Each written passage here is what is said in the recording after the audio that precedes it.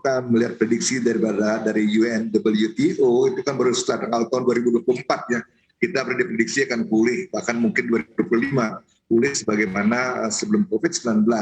Ya, kami tidak akan menunggu sampai tahun tersebut.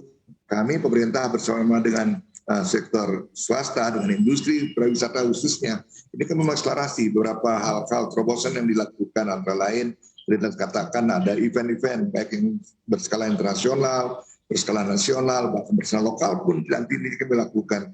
Hanya dengan event-event ini kami bisa menarik peminat atau wisatawan dari luar, dalam negeri, dan lain sebagainya. Nah, tren-tren juga yang terjadi setelah COVID ini, di mana ada beberapa negara masih mengkhawatirkan juga COVID, ada tren-tren wisatawan sekarang, mereka senang di desa-desa wisata, mereka senang ke Bali untuk healing dan lain sebagainya. Ini yang kami tonjolkan sebagai promosi jangka pendek kami. Tapi jangka panjangnya tentu nanti kami juga berpikir harus ada hal-hal yang baru di Bali.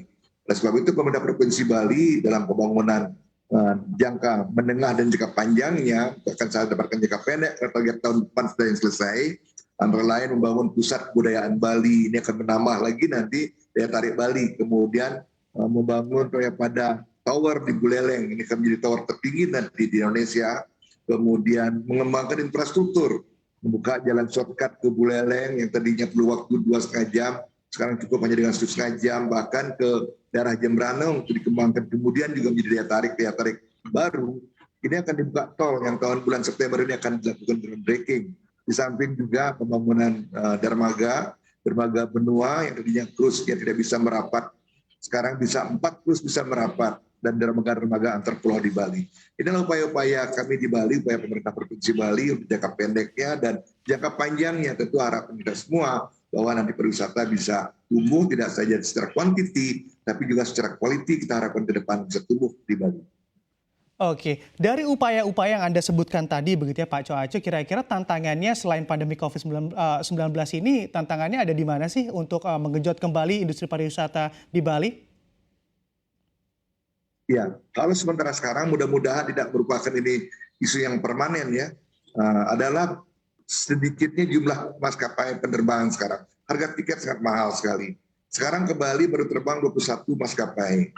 Alhamdulillah minggu depan ini akan tambah lagi 2 dari Filipina menjadi 23. Tapi harga tiketnya luar biasa. Saya komunikasi dengan beberapa agen-agen di luar. Persoalannya ada di biaya perjalanan yang tinggi. Masuk ke Indonesia sudah relatif gampang, karena ada VOA, kemudian non-karantina, dan harga-harga di Bali pun sekarang masih kompetitif, walaupun kita sudah mulai menaikkan harga, tidak seperti dulu waktu COVID, karena memang kondisinya extraordinary, luar biasa. Sekarang sudah setengah syukur harga-harga kamar sudah mulai kembali ke harga normal. Jadi yang problemnya di sana problemnya. Betul Bung Ray juga dibilang bahwa teman-teman pengusaha di Bali masih menghadapi beberapa persoalan internalnya. Antara lain adalah bagaimana memperbaiki asetnya, bagaimana memperbaiki hotel-hotelnya, kamar-kamarnya. Demikian juga tenaga kerja yang sebelumnya sudah diputuskan, sekarang dia sudah alih profesi. Tentu ini perlu waktu juga untuk mengupgrade tenaga-tenaga yang 2 tahun berlibur atau 2 tahun tidak bekerja. Yang kami biasanya setiap tahun sekali pasti ada pelatihan, 6 bulan sekali ada pelatihan, sekarang 2 tahun nyaris terhenti. Nah ini yang ditantang dalam ke depan, sehingga ini yang kami juga genjot untuk nanti menarik wisatawan tersebut.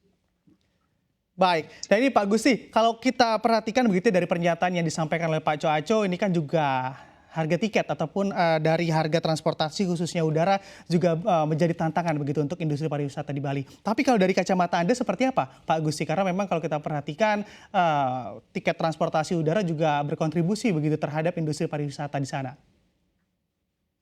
Saya lihat ya Mas Bram, jadi harga tiket itu masih di batas harga yang ditentukan oleh pemerintah. Jadi tidak melampaui batas tertinggi dari pemerintah, karena kenapa demikian, kenaikan sangat wajar ya, karena adanya kenaikan juga dari fuel. Jadi afturnya itu naik dari 65 USD per barel menjadi 95 USD sampai 100 per barel, itu yang terjadi. Ini kan sangat wajar untuk direview.